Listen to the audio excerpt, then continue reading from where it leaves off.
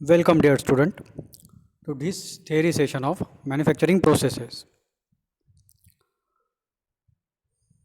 So, we were having discussion about our fourth unit, that is forming processes. In forming processes also, we are only concentrating on bulk deformation processes. So, in this lecture, we will see different bulk deformation processes one by one. So, first one is rolling. As we had seen in previous lecture, bulk deformation processes can be hot working processes or cold working processes. It's depend upon the recrystallization temperature of that metal. So first process we are going to see is rolling. In that also first we will see hot rolling process. The process of rolling consists of passing the hot ingot through the two rolls rotating in opposite direction at a uniform peripheral speed. देखिए हम क्या करते हैं hot rolling में, हम एक ingot is nothing a raw material. It is a piece of metal having generally rectangular or square cross section, is passed between two metal rolls so that its thickness get reduced. और जो role होते हैं वो कैसे rotate होते हैं? Opposite direction में. एक रोल अगर क्लॉकवाइज रोटेट हो रहा है तो दूसरा रोल एंटी क्लॉकवाइज रोटेट होगा. To confirm the desired thickness of the rolled section, the space between the rolls is adjusted and is always less than the thickness of the ingot being fed. Roller के बीच में जो distance है वो distance आप very कर सकते हो, एडजस्ट कर सकते हो according to the required thickness. Output में आपको क्या थिकनेस चाहिए, तो रोलर के बीच का डिस्टेंस आप एडजस्ट कर सकते हो. तो मिनिमम ये डिस्टेंस कितना होना चाहिए? जो रॉ मटेरियल आप यूज़ कर रहे हो, जो इनगॉट यूज़ कर रहे हो, उसके थिकनेस से तो कम ही होना चाहिए, so that we will get reduction in thickness. Hence to reduce the cross section and increase the length of passing ingot, the rolls are squeezed. Rolling होता है मतलब क्या होता है? दोनों रोल के बीच में स्क्वीजिंग एक्शन होता है.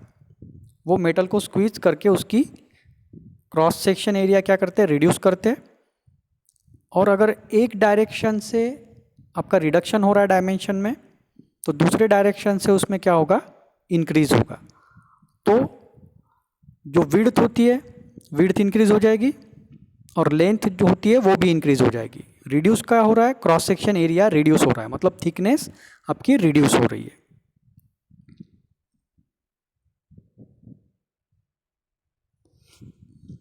So this is a diagrammatic representation of hot rolling process. So these are two rollers, upper roll, lower roll. ये आपका रॉ मटेरियल है. This portion is before going through the roll. Roll के अंदर जाने से पहले वाला पोर्शन है. यहाँ पर जो आपको क्रॉस सेक्शन में दिख रहा है that is called as grains. Grain boundaries जो है वो रिप्रेजेंट की गई है. तो आप इनिशियल ग्रेन्स देख सकते हो किस तरह से है. Now when it passes through the roll, roll से जब पास होता है, देखिए डायरेक्शन कैसे रोल की, ये एक डायरेक्शन में रोटेट हो रहा है, ये इसके अपोजिट डायरेक्शन में रोटेट हो रहा है. दोनों रोल्स की डायरेक्शन क्या है? एक दूसरे को अपोजिट है. जब ये मेटल रोल से पास होता है तो इस पोर्शन में आप देख सकते हो आपके जो ओरिजिनल शेप था ग्रेन्स का वो कैसे हुआ है, इलोंगेट हो चुका है या डिफॉर्म हो चुका है। Due to the rolling pressure the original grain get deform. But ये क्या है, हॉट रोलिंग है। हॉट रोलिंग में क्या होता है, above recrystallization temperature work will takes place and above recrystallization temperature there is a complete new growth of the grains. Grain की पूरी तरह से न्यू ग्रोथ होती है। तो इस रीजन में आप देख सकते हो these are the new grains. ये पूरी तरह से क्या है, नए ग्रेन है, यहाँ रिक्रिस्टलाइजेशन हुआ है। So these are stretched crystals. जो ग्रेन है वो कैसे हुए, स्ट्रेच हुए हैं क्योंकि उसे स्क्वीजिंग एक्शन के थ्रू आपने प्रेस किया है, उसकी वजह से वो स्ट्रेच हुए हैं। लेकिन उसके बाद कुछ देर बाद रिक्रिस्टलाइजेशन टेम्परेचर पर होने की वजह से आपके क्या हो गए, ग्रेन फिर से रीग्रोथ हो गई। ये पूरी तरह से नए क्रिस्टल है या नए ग्रेन्स है, ये ओल्ड ग्रेन नहीं है।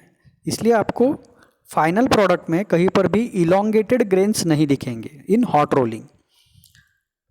यही से अगर आपको कोल्ड रोलिंग की डायग्राम बनानी है तो in that case the same diagram can be use for cold rolling except this portion. ये पोर्शन कोल्ड रोलिंग में नहीं आएगा। यही तक की डायग्राम आप कोल्ड रोलिंग में यूज कर सकते हो। इस पोर्शन को अगर रिमूव कर देते हो तो यही डायग्राम क्या है, कोल्ड रोलिंग को रिप्रेजेंट करती है। इन cold rolling the stretched crystal और इलोंगेटेड ग्रेन्स रिमेन इलोंगेटेड, और डिस्टॉर्टेड जो होता है ग्रेन आपका वो डिस्टॉर्टेड ही रहता है, वो रीग्रोथ नहीं होता है, because there is no recrystallization process in cold rolling. तो ये हॉट रोलिंग है आपका। ये डायग्राम आपको बहुत बार बनाना पड़ेगा, कोई भी रोलिंग पे क्वेश्चन आता है तो ये डायग्राम बनाना ही पड़ता है।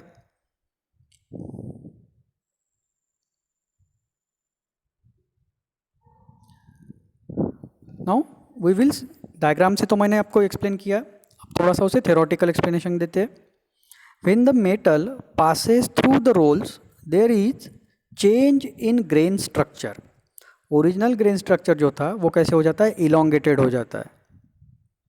Due to squeezing the grains are elongated in the direction of rolling and the velocity of material at the exit is higher than that at the entry। इसका मतलब क्या हुआ, यहां अगर मटेरियल की वेलोसिटी है v1, ये यूनिफॉर्म एंगुलर वेलोसिटी से ही रोटेट हो रहे हैं, लेकिन फिर भी यहां पर जो मटेरियल की वेलोसिटी है v2 is always greater than v1। Initial जिस वेलोसिटी से रोल के अंदर मटेरियल जा रहा है वो वेलोसिटी है v1, और रोल के बाहर जो मटेरियल आ रहा है उसकी वेलोसिटी है v2।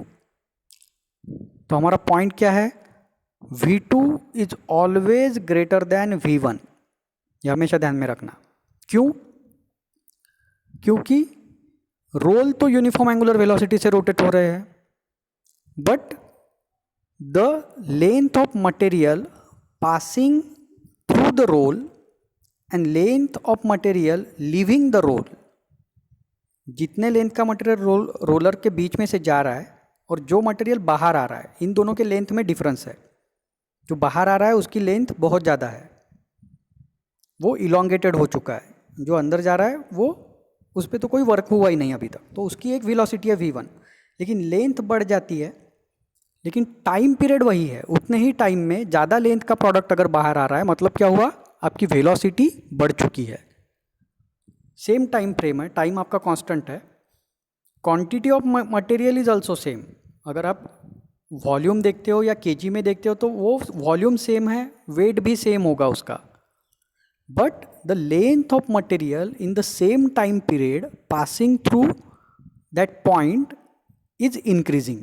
आपकी लेंथ बढ़ रही है प्रोसेस में, लेकिन टाइम पीरियड वही उतना ही रह रहा है। उसकी वजह से क्या होगा, आपका v2 वेलोसिटी हमेशा ज़्यादा रहेगा v1 वेलोसिटी से। ये उसका कहने का मतलब था।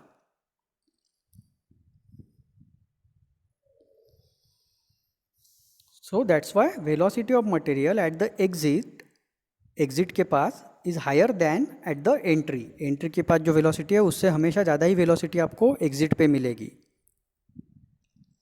After crossing the stress zone the grain start refining.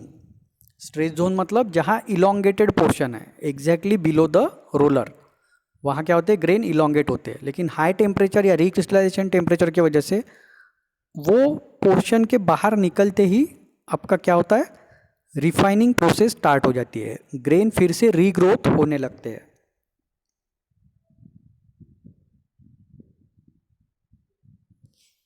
तो बेसिक डेफिनेशन देखते हैं। पहला तो है इनगॉट। इनगॉट एक रॉ मटेरियल है, नाम है रॉ मटेरियल को हम देते हैं मेटल ब्लॉक को। Ingot is a larger casting section of suitable shape made for further processing. तो सबसे बेसिक रॉ मटेरियल क्या होता है, इनगॉट। ये बहुत लार्ज साइज का कास्टिंग से बना हुआ मेटल का पीस होता है। ये एक्चुअली रॉड में बनते हैं बहुत बड़े बड़े, उसको कट करके आप इनगॉट में कन्वर्ट करते हो। बहुत लार्ज लेंथ के रॉड होते हैं, उसे अलग अलग लेंथ में कट करने के बाद वो इनगॉट में कन्वर्ट होता है। So the process which produces ingot is casting process. वो जनरली कास्टिंग से बनता है। ब्लूम सेकंड रॉ मटेरियल है, उसे कहते हैं Bloom.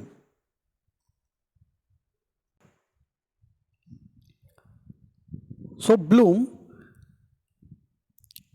is a square or rectangular piece formed after reducing ingot। Bloom क्या है, अब इनगॉट को जब फिर से कट करते हो तब एक तो रेक्टेंगुलर सेक्शन निकालते हो या फिर स्क्वायर सेक्शन निकालते हो। इनगॉट को कट करने के बाद जो रेक्टेंगुलर स्क्वायर सेक्शन निकलता है उसे कहते हैं ब्लूम। बेसिक आपके पास पहले इनगॉट है, वो बहुत लार्ज साइज़ के होते हैं, बार से कट किए जाते हैं। इनगॉट को फिर से अगर आप छोटे पोर्शन में कट करते हो और उसका क्रॉस सेक्शन कैसा है, स्क्वायर या रेक्टेंगुलर, तो उसे कहते हैं bloom. The size of blooms ranges between 1500 millimetre by 150 millimetre. ये क्या आपका क्रॉस सेक्शन का साइज़ है, मतलब ये तो हो गई लेंथ, सपोज इतने लेंथ का है, और इसका जो क्रॉस सेक्शन है वो इस तरह से रहेगा। सपोज यहाँ तक ले लीजिए, तो ये क्रॉस सेक्शन कितना कह रहा है वो, सपोज 150, और ये जो डायमेंशन है ये 1500 तक हो सकता है। ये डायमेंशन आपका 1500 तक हो सकता है। तो 1500 बाय 150, इतने लार्ज साइज से लेकर 250 बाय 250 स्क्वायर सेक्शन में, इनके बीच में कोई भी डायमेंशन आप सिलेक्ट कर सकते हो ब्लूम के लिए अकॉर्डिंग टू द प्रोडक्ट। ये किस पे डिपेंड होगा, प्रोडक्ट क्या बनाना है उसके ऊपर आपका डायमेंशन डिपेंड होगा। Rolling products from Bloom, structural shape, rails etcetera.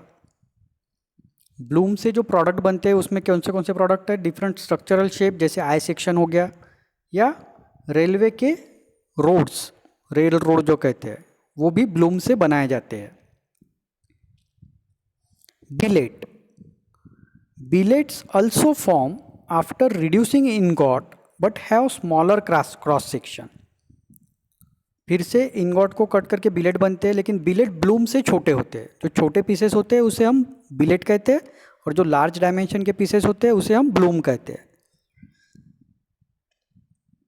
The size of billet ranges from 50 millimetre to 50 millimetre, and maximum कितना जा सकता है, 150 मिलीमीटर टू 150 मिलीमीटर। तो जहाँ पर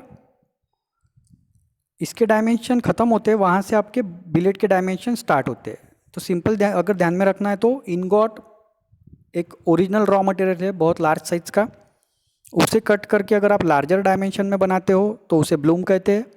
अगर छोटे डायमेंशन में कट करते हो तो उसे क्या कहते हैं, बिलेट्स कहते हैं। Slabs, slabs are metal pieces with rectangular cross section. It has thickness between 50 to 150 millimetre and width between 300 to 1500 millimetre. Slabs मतलब जिसकी थिकनेस कंपैरेटिवली कम है लेकिन विड्थ और लेंथ कंपैरेटिवली ज़्यादा है, उसे हम क्या कहेंगे? स्लैब्स। तो स्लैब किस तरह से दिखेंगे आपको? सपोज ये अगर ब्लूम है,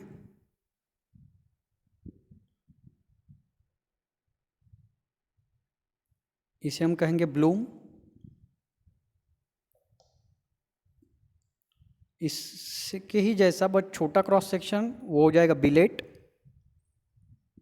और स्लैब किसे कहेंगे? उसका क्रॉस सेक्शन तो लार्जर होगा लेकिन थिकनेस जो है वो हमेशा कम होती है। इस तरह के क्रॉस सेक्शन को हम क्या कहते हैं? स्लैब। इन दोनों में थिकनेस ज़्यादा है, यहाँ पर थिकनेस कम होती है लेकिन क्रॉस सेक्शन लार्जर होता है, उसे कहते हैं स्लैब। तो बिलेट से कौन से प्रोडक्ट बनते हैं? रॉड्स, वायर्स, कम डायमीटर के प्रोडक्ट। और स्लैब से कौन से प्रोडक्ट बनते हैं? शीट्स, जो शीट मेटल में शीट यूज़ होती है, प्लेट्स, अलग अलग साइज़ की प्लेट्स, और स्ट्रिप्स, कॉइल्स एक्सेट्रा। कॉइल्स भी बनती है उससे। तो ये अलग अलग आपके रॉ मटेरियल है। Basic raw material ingot, ingot को कट करने के बाद ब्लूम बनता है, बिलेट्स भी बनते हैं और स्लैब्स भी बनते हैं। तो नाम किस पे डिपेंड है? उसके साइज के ऊपर ही सारे नाम डिपेंड होते हैं।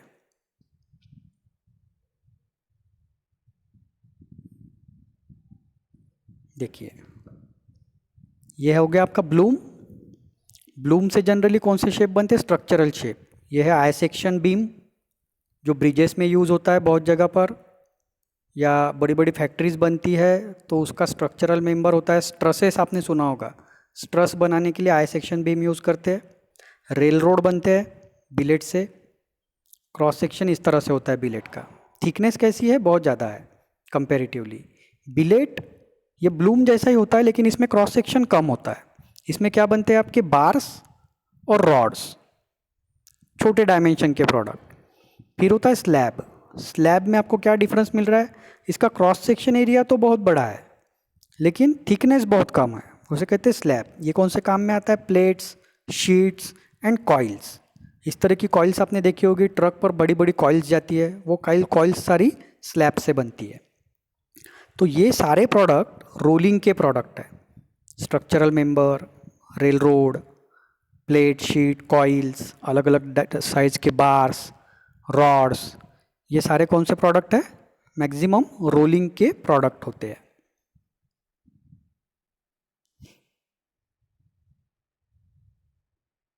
Stages of rolling.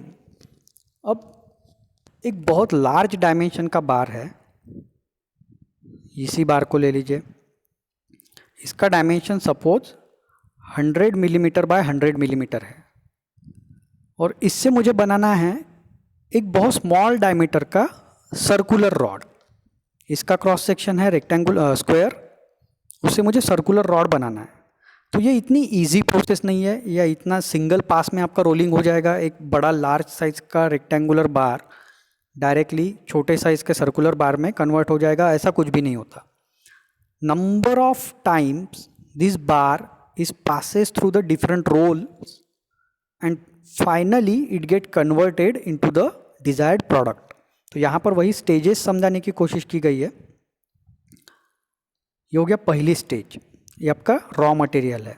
फिर उसका डायमेंशन थोड़ा सा कम किया जाता है, पहली बार रोलर से पास किया जाता है, फिर उसी रॉड को दूसरी बार रोलर से पास किया जाता है, 4th time, 5th time, 6th time, धीरे धीरे धीरे धीरे डायमेंशन को रिड्यूस किया जाता है। एक सिंगल पास से इतना डायमेंशन रिड्यूस नहीं होगा, आपको स्लोली स्लोली उसके ऊपर प्रोसेस करनी है। इस तरह से बहुत बार प्रोसेस करने के बाद वो इस स्टेज में आ जाएगा। फिर स्क्वायर क्रॉस सेक्शन लेकिन कम डायमेंशन का, और फाइनली उसे इलिप्टिकल में कन्वर्ट करेंगे और डायमेंशन रिड्यूस हो गए। जितना डायमेंशन रिड्यूस होगा उतनी लेंथ बढ़ेगी। सर क्रॉस सेक्शन जितना कम होगा उतनी लेंथ इंक्रीज होगी आपकी। और finally after 15th stage, 15 stages के बाद आपको फाइनल प्रोडक्ट मिलेगा। तो रोलिंग ऐसी प्रोसेस नहीं है कि एक ही बार आपने प्रोडक्ट सप्लाई कर दिया रोलर में और आपको दूसरी तरफ से डायरेक्टली फिनिश प्रोडक्ट मिल गया। आपको धीरे धीरे धीरे धीरे रिक्वायर्ड डायमेंशन पर जाना पड़ता है। So that is the meaning of various stages of rolling. Stage by stage आपको डायमेंशन रिड्यूस भी करना पड़ता है और शेप को भी चेंज करते जाना पड़ता है।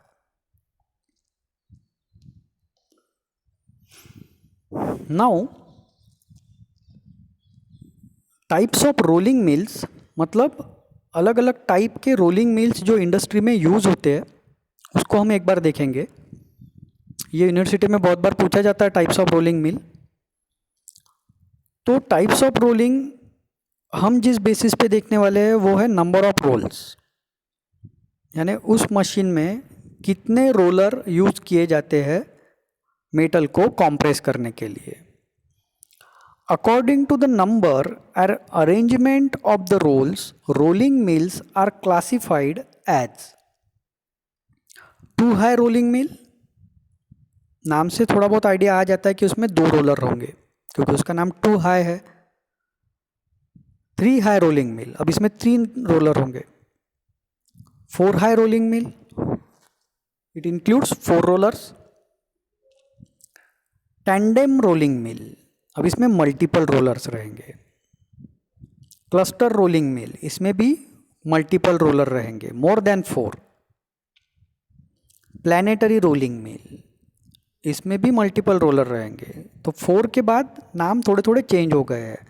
पहले 3 तो समझने में इजी है, 2 हाई मतलब 2 रोल, 3 हाई मतलब 3 रोल्स, 4 हाई मतलब 4 रोल्स। टैंडेम, क्लस्टर, प्लैनेटरी, ये क्या है हम देखेंगे। And last one is a universal rolling mill. ये क्लासिफिकेशन बहुत बार पूछा जाता है, so we will concentrate on it one by one. We will see what is the difference between these rolls और these classification. Two high rolling mill, जब तक जो हमने अभी तक कॉमन डायग्राम देखी है रोलिंग के लिए, वो डायग्राम कौन से रोलिंग मिल की है, टू हाई रोलिंग मिल की। इसमें सिंपल 2 रोलर होते हैं, एक तरफ से मटेरियल इन होता है, उस पर प्रेशर अप्लाई करके उसका क्रॉस सेक्शन रिड्यूस होता है और दूसरी तरफ से वो आउट होता है। एकदम सिंपल वर्किंग होता है इसका टू हाई रोलिंग मिल का। It consist of 2 heavy horizontal rolls placed exactly one over the other. 2 heavy horizontal roll होते हैं, वो एग्जैक्टली एक सिंगल लाइन पर होते हैं। दोनों का सेंटर कैसे है, एक सिंगल लाइन पर है, तो इसलिए वो क्या कहते हैं, वन ओवर द अदर रखे हुए होते। इसे अगर आप दूसरे डायरेक्शन से देखोगे तो ये आपको कैसे दिखेगा, ये कुछ इस तरह से दिखेगा। ये पहला रोल और इसके नीचे आपका दूसरा role.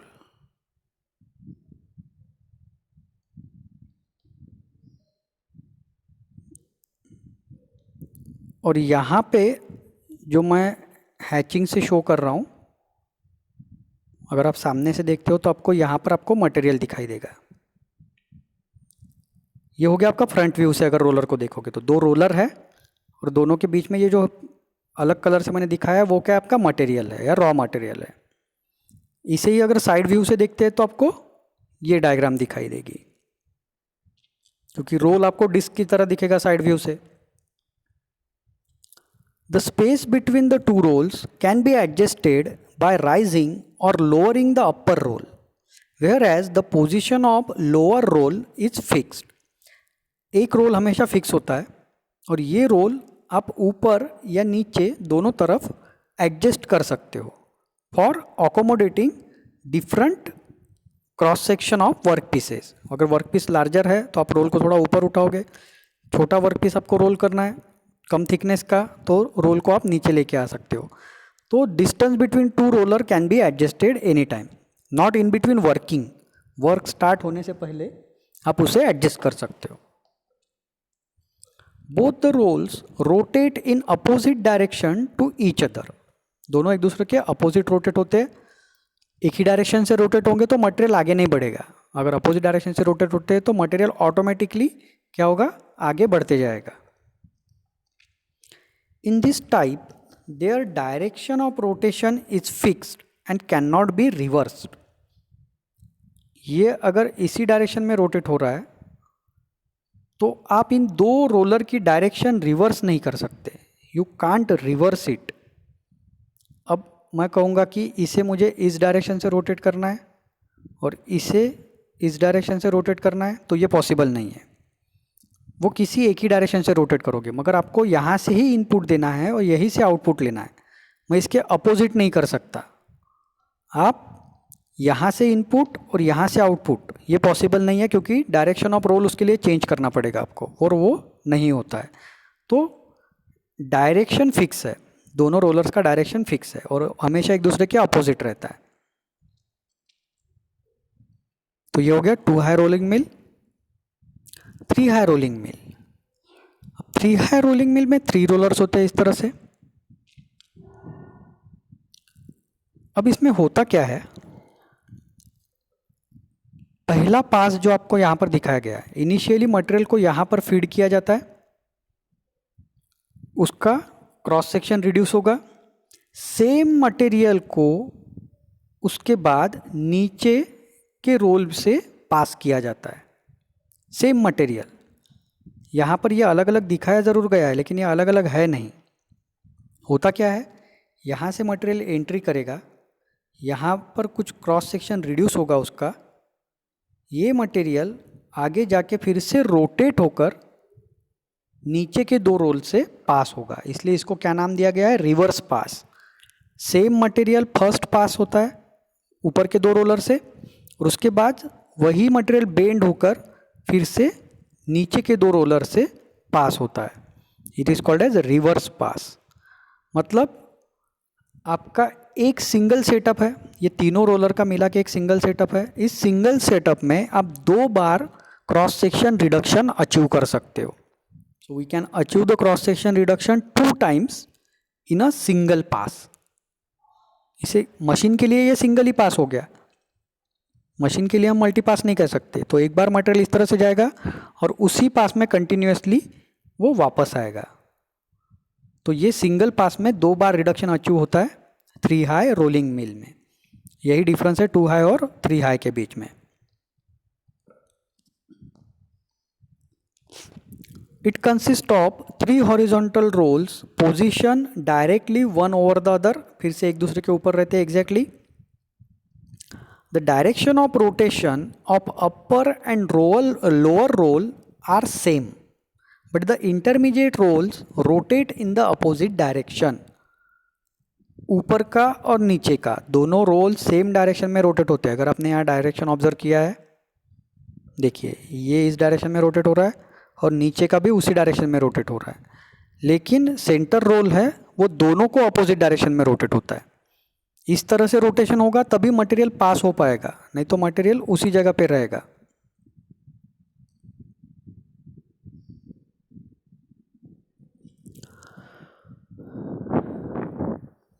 All 3 rolls revolve continuously in the same fixed direction and they are never reversed. कोई भी रोल का डायरेक्शन रिवर्स नहीं किया जा सकता, जो डायरेक्शन है उसी डायरेक्शन में वो रोटेट होता रहेगा। The workpiece is fed in one direction between the upper and middle roll.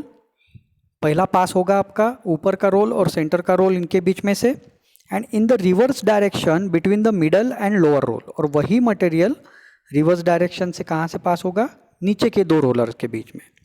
तो ऐसे आपको 2 जगह पर क्या होगा, रिडक्शन अचीव कर सकते हो एक सिंगल पास में। This result in high production rate than 2 high rolling mill. अगर आपको 2 हाई रोलिंग मिल में उतना ही रिडक्शन लाना है तो आपको मटेरियल पूरी तरह से एक बार पास करना पड़ेगा, फिर से मटेरियल इनपुट के पोजीशन पर लाना पड़ेगा और उसे फिर से एक बार रोल को एडजस्ट करने के बाद पास करना पड़ेगा। लेकिन दूसरी बार आपको रोलर को एडजस्ट करना पड़ेगा, उसकी जो स्पेसिंग है वो और कम करनी पड़ेगी, तभी जाके दूसरा पास पॉसिबल है। लेकिन यहाँ पर आपको एडजस्टमेंट करने की ज़रूरत नहीं है, वही मटेरियल एक बार ऊपर से पास हो गया और विदाउट एनी एडजस्टमेंट वो नीचे से भी पास हो सकता है। तो यहाँ पर आपको प्रोडक्शन रेट क्या मिलता है, हायर मिलता है। So this give higher production rate than 2 high rolling mill. अब 4 हाई रोलिंग मिल।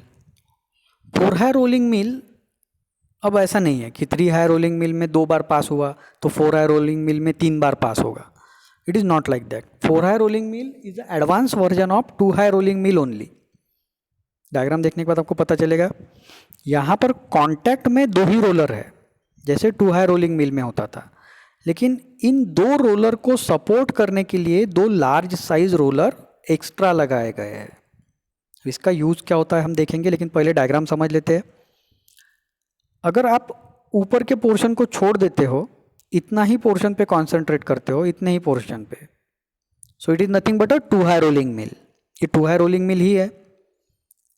अब जाते हैं ऊपर के रोलर की तरफ. ये एक्चुअली वर्किंग रोल नहीं है. ऊपर जो रोलर है आपके वो वर्किंग रोल नहीं है. उनका नाम क्या है? Backing roll. Lower backing roll and upper backing roll. और वर्किंग रोल कौन से है? जो ये स्मॉल डायमेंशन के रोल आपको दिख रहे हैं, these are the actual working roll. ये मटेरियल के कांटेक्ट में होते हैं. बैकिंग रोल मटेरियल के कांटेक्ट में नहीं आते. तो बैकिंग रोल का काम क्या है? बैकिंग रोल का फंक्शन ये है कि एक्स्ट्रा प्रेशर अप्लाई करना. 2 रोल जितना प्रेशर अप्लाई कर पाएंगे उससे ज़्यादा प्रेशर अगर आप बैकिंग रोल अप्लाई करते हो तो वो अप्लाई कर सकते हैं.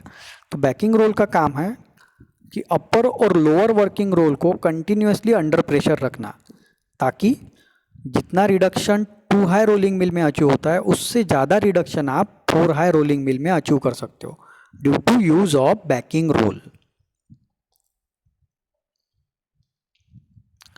4 high rolling mill.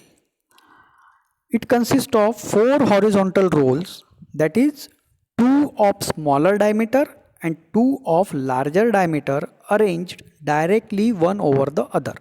मतलब एक्सिस ऑफ रोटेशन तीनों का एक सिंगल लाइन में होगा, चारों का. The larger diameter roll are called as backup rolls and they are used to prevent the deflection of smaller rolls which otherwise would result in thickening of rolled plates or sheet at the center. देखिए ये कैसे, यानी ये इसका मतलब क्या होता है ये मैं आपको समझाने की कोशिश करता हूँ. अगर ये 2 रोल है और इनकी लेंथ बहुत ज़्यादा है, ये पहला रोल हो गया और ये दूसरा रोल हो गया, इसकी लेंथ बहुत ज़्यादा है दोनों रोल्स की. यहाँ पर आपका मटेरियल है इन बिटवीन दिस 2, ये हो गया आपका रॉ मटेरियल. अब जब ये रॉ मटेरियल यहाँ से पास होगा तो we are working on the metal. भले ही हम उसको प्रेशराइज करके उसको डिफॉर्म कर रहे हैं, उसका शेप चेंज करने की कोशिश कर रहे हैं, but still is a metal and deflecting the metal is not a easy task. Metal को डिफ्लेक्ट करना इतना इजी नहीं है. आप जितना उस पर प्रेशर लगाओगे मेटल उतना ही थ्रो बैक करने की कोशिश करेगा, because most of the metals are ductile. जितना डक्टाइल होगा उतना वो रिवर्स डायरेक्शन में, अपोजिट डायरेक्शन में क्या देने की कोशिश करेगा? रिएक्शन देने की कोशिश करेगा. तो जब रोलर की लेंथ बहुत ज़्यादा होती है, लाइक इन दिस केस ये लेंथ बहुत ज़्यादा है, this length is very large, तो इस समय क्या होता है, जब दोनों रोल के बीच में से आपका प्रोडक्ट पास होना स्टार्ट करता है, स्क्वीजिंग प्रेशर आप अप्लाई करना स्टार्ट करते हो, तो उस समय ये जो रोल है वो बेंड होना स्टार्ट हो जाते हैं. ये कुछ इस तरह से होते हैं. यहाँ पर तो वो फिक्स है रोटेशन के लिए, लेकिन सेंटर पोर्शन थोड़ा सा डिफ्लेक्ट हो जाता है कुछ इस तरह से. ये रोल क्या हो गया? बेंड हो गया due to the metal pressure. अब रोल अगर बेंड हुआ तो आपकी जो शीट एक्चुअली आपको कैसे मिलनी चाहिए थी? It should be like this after passing through the material. लेकिन due to the deflection of roll, roll bend हो गया आपका, उसकी वजह से ये शीट आपको कैसे मिलेगी? सेंटर में इसकी थिकनेस थोड़ी ज़्यादा रहेगी, ये कुछ इस तरह से रहेगी, क्योंकि आपका सेंटर से जो रोल था वो बेंड हो गया है. अब इसी बेंडिंग को रोकने के लिए हम क्या करते हैं? बैकअप रोल अप्लाई करते हैं. लेकिन ये कब होगा? जब लेंथ बहुत ज़्यादा है, आपके रोलर की लेंथ ज़्यादा है, उस समय डिफ्लेक्शन हो सकता है। वो डिफ्लेक्शन ना हो इसलिए हम उसे बैकअप रोल से प्रेशर अप्लाई करते हैं, ताकि कितने भी लेंथ का रोल हो वो डिफ्लेक्ट नहीं होगा। The smaller diameter rolls are called as working rolls which concentrate the total rolling pressure over the metal. Working roll का काम क्या है? एक्चुअल रिडक्शन लाना थिकनेस में। The common product of these mills are hot and cold rolled sheet and plates. Sheet और plate बनाने के लिए आपको बहुत ज़्यादा रिडक्शन लाना पड़ता है थिकनेस में, उसी समय four high rolling mill use करते। बैकअप की वजह से large reduction in thickness can be achieved. Backup roll की वजह से आप लार्ज रिडक्शन अचीव कर सकते हो। Next one is a tandem और कंटिन्यूअस रोलिंग मिल। अब इसे देखकर आपको कुछ समझ में आ रहा है क्या? This is rolling mill which is called as tandem और कंटिन्यूअस। कंटिन्यूअस में तो समझ में आ जाता है, कंटिन्यूअस मतलब ये कंटिन्यूअस रिडक्शन लाते जाता है। सिंपली क्या किया है, बहुत सारे फोर हाई रोलिंग मिल, एक फोर हाई रोलिंग मिल, दूसरा फोर हाई रोलिंग मिल, तीसरा फोर हाई रोलिंग मिल, इसे कैसे अरेंज किया है? पैरेलली अरेंज किया है, सॉरी सीरीज में अरेंज किया है, एक के बाद एक। मतलब प्रोडक्ट पहले एक रोलिंग मिल से जाएगा जो फोर हाई रोलिंग मिल है, यहाँ पर एक रिडक्शन होगा, वही प्रोडक्ट दूसरे रोलिंग मिल से पास होगा, वहाँ पर दूसरा रिडक्शन होगा, वही प्रोडक्ट तीसरे रोलिंग मिल से पास होगा, वहाँ पर तीसरा रिडक्शन होगा, और ऐसा आपको जब तक रिडक्शन चाहिए वो एक सिंगल लाइन में होते रहेगा। यानी जो प्रोडक्ट पहले रोलिंग मिल का आउटपुट है वो दूसरे रोलिंग मिल के लिए इनपुट है, दूसरे रोलिंग मिल का आउटपुट जो प्रोडक्ट है वो तीसरे रोलिंग मिल के लिए इनपुट है। इसी तरह से ये कंटिन्यू होता रहेगा जब तक आपको रिक्वायर्ड रिडक्शन नहीं मिलता है, ये कंटिन्यूसली होता रहेगा। लेकिन एक्चुअल में ये क्या है, बहुत सारी अलग अलग फोर हाई रोलिंग मिल या टू हाई रोलिंग मिल एक दूसरे के सामने अरेंज की जाती है, सीरीज में अरेंज करते हैं जिसे कहते हैं। So this is for heavy reduction, बहुत ज़्यादा हेवी रिडक्शन चाहिए आपको, उस केस में टैंडेम या कंटिन्यूस रोलिंग मिल यूज़ की जाती है। It is a set of 2 or 3 stands of roller set in parallel alignment. एक दूसरे के सामने उसे अरेंज करते जाते हैं। This facilitate a continuous pass through each one successively without change of direction of the metal or pause in the rolling process। जहाँ पर आपको कंटिन्यूस प्रोडक्शन चाहिए उस समय ऐसी अरेंजमेंट काम में आती है। मास प्रोडक्शन में कोई भी पॉज नहीं देना पड़ेगा, मटेरियल एक जगह से दूसरी जगह ट्रांसफ़र नहीं करना पड़ेगा, ये प्रोसेस कंटिन्यूसली चलती जाएगी। तो सारी रोलिंग मिल एक दूसरे के सामने अरेंज करके हम ये पर्पस सॉल्व कर सकते हैं। So this type of rolling mill is called as tandem or continuous rolling mill। Cluster rolling mill, ये क्या है? ऐसी डायग्राम हमने फोर हाई रोलिंग मिल में देखी थी। It is a advance version of four high rolling मिल। यहाँ पर भी कॉन्टैक्ट में 2 ही रोल है, लेकिन बैकिंग रोल जो है वो मल्टीपल यूज़ किए गए। फोर हाई रोलिंग मिल में 2 ही बैकिंग रोल यूज़ होते थे, यहाँ मोर देन 2, वो चाहे 4 हो सकते हैं, 6 हो सकते हैं, 8 हो सकते हैं, लेकिन वो मोर देन 2 रहेंगे। अगर 2 बैकिंग रोल है तो उसे कहते हैं फोर हाई रोलिंग मिल। मोर देन 2 अगर बैकिंग रोल आप यूज़ करते हो तो उसी रोलिंग मिल को कहते हैं क्लस्टर रोलिंग मिल। ये कब यूज़ करेंगे? जब बहुत ज़्यादा रिडक्शन एक सिंगल पास में चाहिए। फोर हाई रोलिंग मिल हो गया, क्लस्टर रोलिंग मिल हो गया, ये सारा क्या है? सिंगल पास में आपको बहुत लार्ज रिडक्शन चाहिए उस समय यूज़ किए जाते हैं, और जनरली कोल्ड वर्किंग में यूज़ किए जाते हैं। हॉट वर्किंग में या हॉट रोलिंग में जनरली इम्प्लीमेंट करने की ज़रूरत नहीं पड़ती। कोल्ड वर्किंग में बहुत ज़्यादा प्रेशर अप्लाई करना पड़ता है, और जितना प्रेशर अप्लाई करोगे उतना मेटल रिएक्शन देगा, तो उस रिएक्शन को ओवरकम करने के लिए आपको बहुत ज़्यादा बैकअप देना पड़ता है। तो वो बैकअप का काम कौन करते हैं? Backing roles.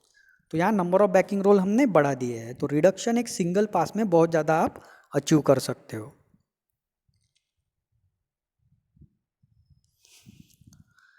Cluster rolling mill is nothing but, देखिए, it is a special type of four high rolling mill. पूरा है रोलिंग मिल का ही एक एडवांस वर्जन है. नंबर ऑफ बैकिंग रोल आप बढ़ाते जाते हो according to the required reduction in cross section. In this, each of two working roll is backed by two or more of the larger backing roll. यहाँ backing roll दो या दो से ज़्यादा होते हैं. For rolling hard thin material, it is necessary to employ work roll of very small diameter but of considerable length. अगर आप डायमीटर कम करोगे वर्क रोल का और लेंथ बढ़ाओगे तो ऑब्वियसली वहाँ पर बेंडिंग होगा, और अगर बेंडिंग को रोकना है तो आपको क्या यूज़ करना पड़ेगा? Backup roll. In such cases adequate support of the working roll can be obtained by using multiple backup roll. जितना ज़्यादा सपोर्ट लगेगा उतने ज़्यादा बैकअप रोल आपको यूज़ करने पड़ेंगे. Next type is called as planetary rolling mill. देखिए, planetary rolling mill में ये पोर्शन रोलिंग मिल का पार्ट नहीं है, ये पोर्शन भी रोलिंग मिल का पार्ट नहीं है. आपकी प्लैनेटरी रोलिंग मिल कहाँ तक है? यहाँ तक. अब यहाँ आपको क्या दिखाई दे रहा है? बहुत सारे छोटे छोटे डायमीटर के, स्मॉल डायमीटर के बहुत सारे रोल है. देखिए, ये जो आपको छोटे छोटे यहाँ पर दिखाई दे रहे हैं, these are the working rolls, और ये दोनों तरफ आपको वर्किंग रोल दिखाई दे रहे हैं. और सेंटर में जो है दिस इज बैकअप रोल. इसका काम है बैकअप करना. प्लैनेटरी क्यों कहते हैं? क्योंकि ये प्लैनेटरी सिस्टम जैसी अरेंजमेंट है. सेंटर में सन और उसके सराउंडिंग में स्मॉल प्लैनेट, और इसी की वजह से इसका नाम क्या है? Planetary rolling mill.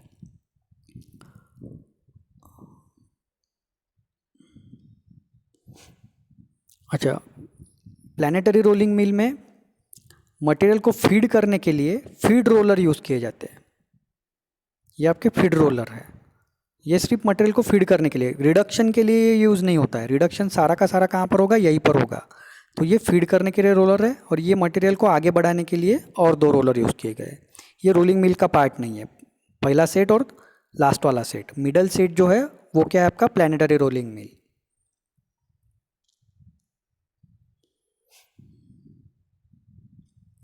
For the rolling arrangements requiring large reduction. अब इस जैसे ही हम आगे आगे बढ़ते आए हैं उतना आपका रिडक्शन बढ़ता गया है. क्लस्टर रोलिंग मिल में बहुत ज़्यादा रोलिंग, टैंडेम रोलिंग मिल जो कंटिन्यूस रोलिंग मिल था उसमें रिडक्शन बहुत ज़्यादा मिलेगा आपको. उससे ज़्यादा अगर आपको रिडक्शन चाहिए, एक सिंगल पास में चाहिए, तो आपको कौन सा यूज़ करना पड़ेगा? क्लस्टर. और उससे ज़्यादा भी एक आपको सिंगल पास में चाहिए तो आपका कौन सा यूज़ करना पड़ेगा? Planetary. For rolling arrangement requiring large reduction, a number of free rotating wheels are used instead of a single small roll. एक सिंगल स्मॉल रोल यूज़ नहीं होता, मल्टीपल रोल जो सराउंडिंग है एक बैकअप रोल के use किए जाते हैं. Planetary mill consist of pair of heavy backing rolls surrounded by a large number of planetary rolls. Heavy backing roll होता है सेंटर में, और उसके सराउंडिंग में छोटे छोटे प्लैनेटरी रोल्स होते हैं. The main feature of this mill is that it reduces a hot slab to a coiled strip in a single pass. देखिए, कॉइल स्ट्रिप का थिकनेस होता है 1 या 2 मिलीमीटर, और स्लैब का थिकनेस हो सकता है आपका 50 मिलीमीटर टू 150 मिलीमीटर. 50 मिलीमीटर भी हम अगर कंसिडर करते हैं तो 50 मिलीमीटर टू 1 मिलीमीटर, इतने कम थिकनेस को वो एक सिंगल पास में अचीव कर सकता है. इसके पीछे रीज़न क्या है? बहुत छोटे छोटे रोल्स यूज़ किए हैं हमने, और सेंटर में एक लार्ज बैकिंग रोल यूज़ किया है. तो यहाँ मल्टी एक्शन में आपका क्या होता है? रिडक्शन होता है छोटे रोल्स की वजह से. Each pair of planetary roll give an almost constant reduction to the slab. The total reduction is the sum of series of such small reductions following each other in rapid succession. हर छोटा role एक reduction apply करेगा, आगे निकल जाएगा या rotate हो जाएगा, फिर दूसरा रोल आएगा वो और एक रिडक्शन अप्लाई करेगा. ये प्रोसेस कंटिन्यूसली चलती जाती है. इसी वजह से आपको लार्ज रिडक्शन इसमें पॉसिबल होता है. The feed rolls are used to push the slab through a guide into planetary roll. Planetary roll के बीच में आपको पुश रोल यूज़ ही करने पड़ते, क्योंकि वहाँ प्लैनेटरी रोल्स यूज़ करने की वजह से पुशिंग एक्शन इतना अच्छा नहीं मिलता। जहाँ पर 2 रोल जितना पुशिंग एक्शन दे सकते उतना पुशिंग एक्शन आपका प्लैनेटरी रोल नहीं दे सकता, वहाँ से मटेरियल स्लीप हो सकता है, इसलिए आपको पुशिंग रोल्स अलग से या फीड रोल्स अलग से देने पड़ते हैं। And the last one is a universal rolling mill. अब यूनिवर्सल का मतलब यहाँ पर ये है, आप रोलर की पोजीशन देख सकते हो। यहाँ पर 2 रोल है, ये तो सिंपल रोलिंग मिल है आपका, 2 है रोलिंग मिल, लेकिन दूसरा जो पेयर है रोल का वो उसके 90 डिग्री डायरेक्शन में है, ये वाला, यानी ये एक रोल हो गया और इसके अपोजिट डायरेक्शन में या इसके सामने दूसरा रोल है जो आप यहाँ से देख नहीं सकते क्योंकि ये दोनों ओवरलैपिंग है एक दूसरे के साथ। तो डायरेक्शन ऑफ रोटेशन दोनों रोल का अलग अलग है। इसका डायरेक्शन ऑफ रोटेशन इस एक्सिस के थ्रू है और इसका direction of rotation vertical axis के अलॉन्ग है। तो ये दोनों एक्सिस कैसे एक दूसरे को परपेंडिकुलर, दोनों का डायरेक्शन ऑफ रोटेशन अलग अलग एक्सिस पर है। अभी तक क्या था, चाहे जितने भी रोल हो सबका डायरेक्शन ऑफ रोटेशन के एक्सिस जो है वो एक दूसरे को पैरेलल होते थे, लेकिन इस समय ये दोनों एक्सिस एक दूसरे को कैसे परपेंडिकुलर, इसका डायरेक्शन ऑफ रोटेशन का एक्सिस है ये और ये जो डायरेक्शन ऑफ रोटेशन का एक्सिस है ये इसे परपेंडिकुलर है, तो ये दोनों एक दूसरे को परपेंडिकुलर है। इस तरह के रोल को कहते हैं universal roll. In this type of rolling the metal is reduce by both horizontal and vertical rolls, यानी इसमें आपका थिकनेस भी कम होगा और वर्टिकल रोल की वजह से विड्थ भी कम होगी। जनरली रोलिंग में एक ही डायमेंशन हम रिड्यूस कर सकते हैं, वो है थिकनेस, लेकिन यहाँ पर रोल एक दूसरे को परपेंडिकुलर लगाने की वजह से we can reduce 2 dimension, one is a thickness and second is a width. The vertical rolls are mounted either on one side or on both the side of horizontal roll stand which make the edges of bar even and smooth. इससे आपको ज़्यादा smooth edges मिलते हैं compared to 2 roll. The horizontal roll may be either 2 high or 3 high or 4 high arrangement. यहाँ पर जो arrangement है ये कोई भी अरेंजमेंट यूज कर सकते हो आप, यहाँ 2 हाई भी हो सकता है, 3 हाई हो सकता है या 4 हाई भी हो सकता है, लेकिन वर्टिकल रोल हमेशा 2 ही रहेंगे।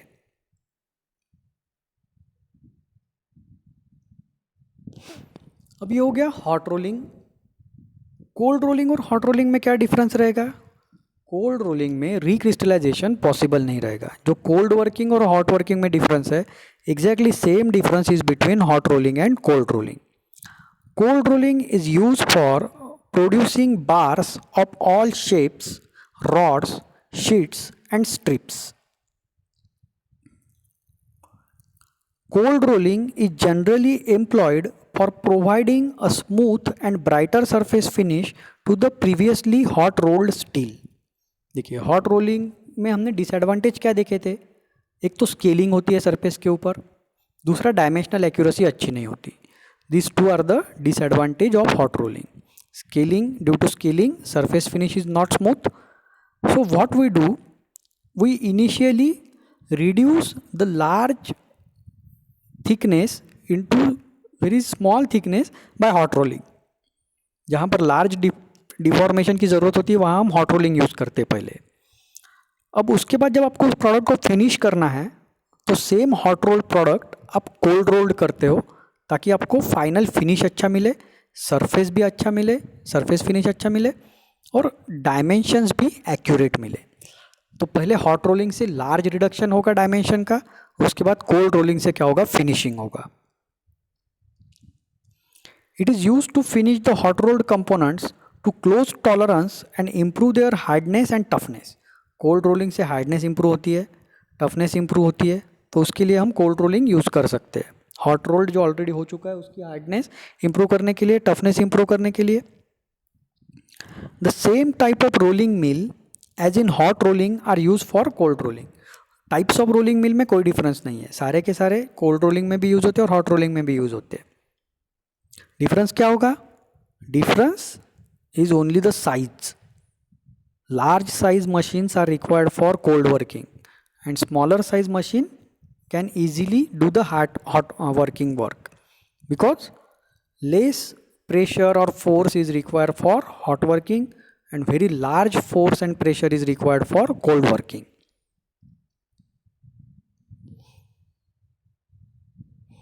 Now, what are the advantages of rolling? Before going for advantage, we will go for one video, an animation actually, which will give you more idea about the roller working.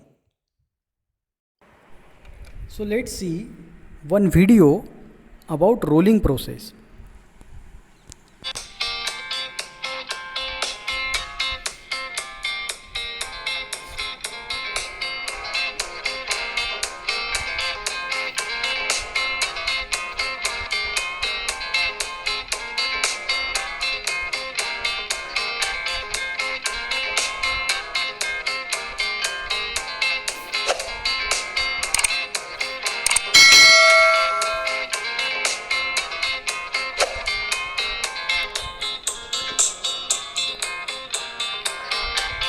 Grain deformation, यहाँ पर आपको दिखाई देगा कि grain कैसे elongate होते हैं.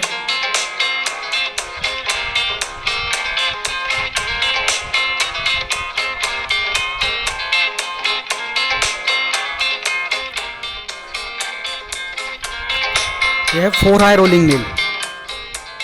Backup roll और वर्किंग रोल देख लीजिए.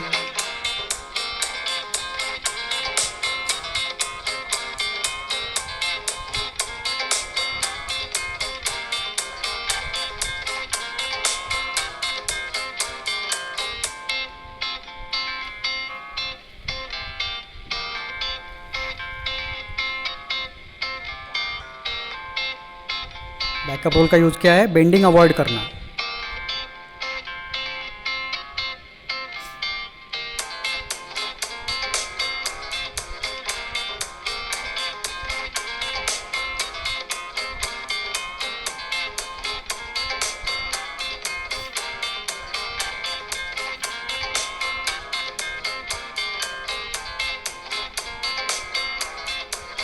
यहाँ कंटिन्यूसली इलोंगेटेड ही ग्रेन रहेंगे, रिफॉर्म नहीं हुए ग्रेन. हॉट रोलिंग में रिफॉर्म हुए थे.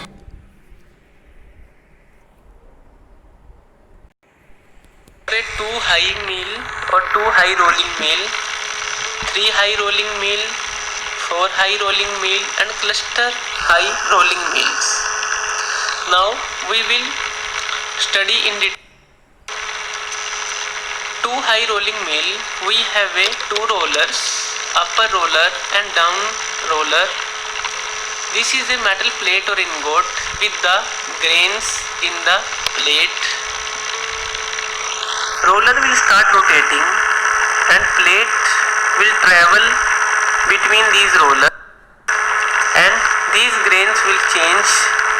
These original unworked grains, these are the original unworked grains of the plate and these are the elongated grain when plate will pass through these rollers and these are the refined grains which will be produced during the rolling process. So this is a 2 high rolling mill in which 2 rollers are used. 3 high rolling mill used 3 rollers. This roller and this roller, first and third roller, will rotate in the same direction and this middle roller will rotate in the opposite direction of first and third roller. This plate will be travel from left to right in between first and second roller and this plate will be travel from right to left in between second and third roller. Roller will start rotating and plates will travel between these rollers. Rolling process will complete with the grains elongated and refined. In this we used backup rolls. For smaller roller, if we want to increase the power of the rolling mill, we give a backup roll to the working rolls. These are the smaller rolls and these are the larger rolls for supporting the lower rolls. Now roller will start rotating and plate will travel between these roller. Process will complete with the refined. In this 2 backup rolls, 3 backup rolls, up to 20 backup rolls we can use for this working rollers. Roller will start rotating and plate will travel between these and final product will be. Watch carefully the video.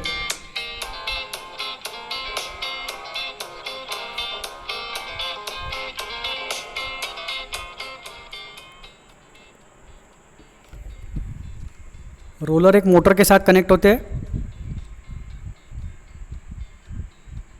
जो उसे rotate करता है।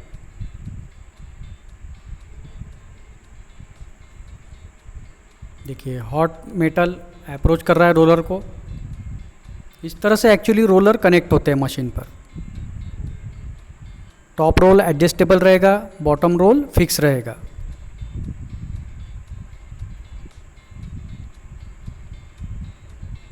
आप velocity को भी observe कीजिए। जो output की वेलोसिटी होती है वो बहुत फास्ट होती है इनपुट की वेलोसिटी से। 3 है रोलिंग मिल, एक दूसरे के ऊपर 3 रोलर है।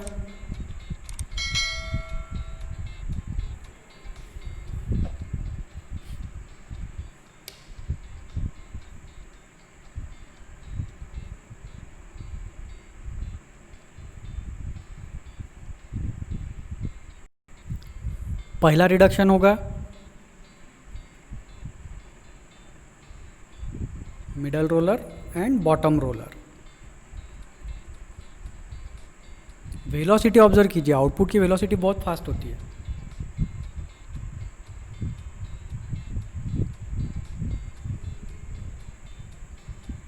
देन सेम मटेरियल फिर से ऊपर के 2 रोलर से पास होगा या वाइस वर्सा, पहले ऊपर से या बाद में नीचे से।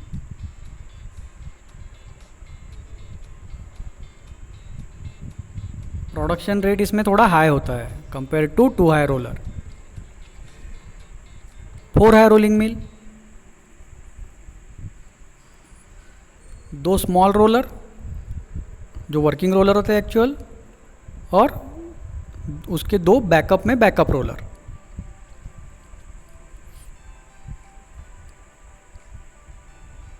यहाँ मेटल कोल्ड वर्क में वर्क किया जा रहा है।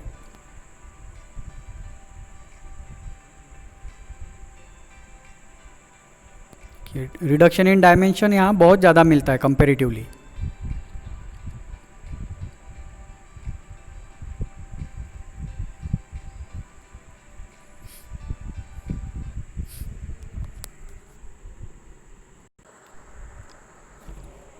तो अब हम एक बार देख लेते हैं एडवांटेजेस।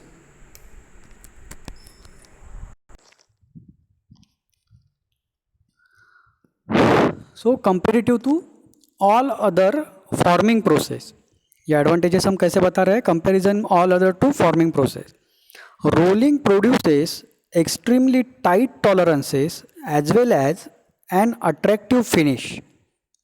कोल्ड रोलिंग जो है वो बहुत टाइट टॉलरेंस प्रोड्यूस करता है, बहुत हाई एक्यूरेसी का प्रोडक्ट प्रोड्यूस करता है, और सरफेस फिनिश भी और बहुत अच्छा होता है। Because the material is coiled and fed through, there are no limit on the length. Material continuously आप फीड कर सकते हो रोलर से, तो पर्टिकुलर लेंथ का ही मटेरियल होना चाहिए ऐसा कुछ नहीं है, कितने भी लेंथ का मटेरियल आप प्रोसेस कर सकते हो। Rolling easily handles high volume orders and is more cost effective at high volume. कितने भी वॉल्यूम में रोलर को करना ही क्या है? कॉम्प्रेस करके मटेरियल को थिकनेस को कम करना है। तो कितने भी हाई वॉल्यूम में ये वर्क कर सकता है, और जितना वॉल्यूम बढ़ेगा उतनी कॉस्ट कम होगी आपके प्रोडक्ट की। It has lower labour cost and can easily form high strength steel.